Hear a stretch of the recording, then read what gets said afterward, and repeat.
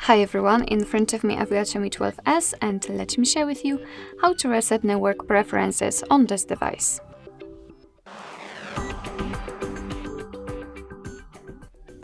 So first of all we have to enter the settings and then let's scroll to find connection and sharing.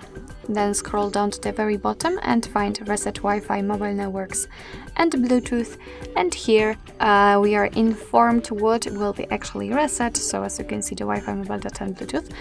So let's tap on Reset Settings. You cannot undo this action, so it's quite important. Let's tap on OK, and we just have to wait until we will see this information. So basically that's all. This is how to reset network preferences in your XIAOMI 12S. Thank you so much for watching. I hope that this video was helpful, and if it was, please hit the subscribe button and leave the thumbs up.